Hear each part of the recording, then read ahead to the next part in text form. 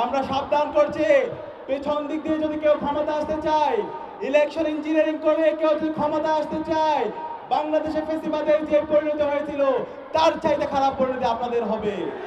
যখন বাংলাদেশে শাহবাগ কায়েম করার মাধ্যমে দেশের আলেম ওলামাদেরকে হত্যাযোগ্য করে রাখা হয়েছিল, সেই সময় আল্লামা মামুনুল হক বাংলার জমিনে আধিপত্যবাদের বিরুদ্ধে, আগ্রাসনের বিরুদ্ধে সাপ্লাই তিনি যে গণজাগরণের ডাক দিয়েছিল, সেই গণজাগরণের ভিত্তি করে আজকে আমাদের আজাদি এসেছে। আমরা আমার এই মজলুম ভাইকে আগামী 12 ফেব্রুয়ারি ব্যালট বিপ্লবের মাধ্যমে কি বিজয় করতে পারবো ইনশাআল্লাহ। ইনশাআল্লাহ ইতিমধ্যে বাংলাদেশের তরুণ ইনসাফের পক্ষে অবস্থান নিয়েছে। 5টি ছাত্র সংসদ নির্বাচন হয়েছে। প্রতিটি ক্যাম্পাস ইতিমধ্যে বাংলাদেশের 4 কোটি তরুণ ইনসাফের পক্ষে অবস্থান নিয়েছে। আগামী 12 ফেব্রুয়ারি যে নির্বাচন হবে, সেই নির্বাচনে ঐক্যবদ্ধ বাংলাদেশের পক্ষে, রিকশার পক্ষে গণজোয়ার হবে ইনশাআল্লাহ।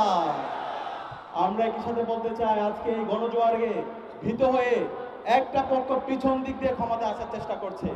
আমরা সাবধান করছি, পেছন দিক দিয়ে যদি কেউ ক্ষমতা আসতে চায়, ইলেকশন ইঞ্জিনিয়ারিং করে কেউ যদি ক্ষমতা আসতে চায়, বাংলাদেশে ফেসিবাদের যে পরিণতি হয়েছিল তার চাইতে খারাপ পরিণতি আপনাদের হবে। নির্বাচন কমিশন, আমরা আপনাদেরকে সতর্ক করছি, গতকালকে যে প্রজ্ঞাপন দিয়েছেন সেটা বাতিল করেন। 400 গজের মধ্যে নাকি ক্যামেরা নিয়ে যাওয়া যাবে না। আরে ভাই, এটা কি গুপ্তধন নাকি? দ্রুত সময়ের মধ্যে এই অগণতান্ত্রিক এবং স্বৈরতান্ত্রিক সিদ্ধান্ত বাতিল করতে হবে। আমরা সবাই নির্বাচন নিয়ে আমরা সেন্টারে যাব, ছবি তুলবো, ঈদের মতো আনন্দ করবো। আমরা কি পারবো?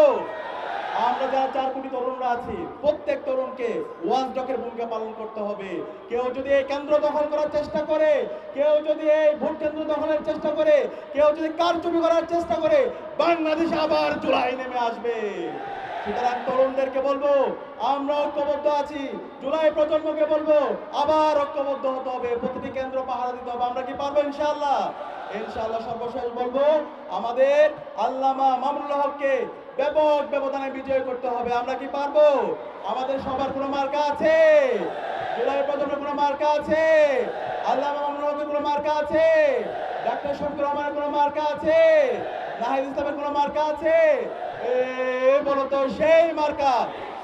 একসাথে 12 তারিখ সারা বেলা জিতবে আবার সবার সেরা।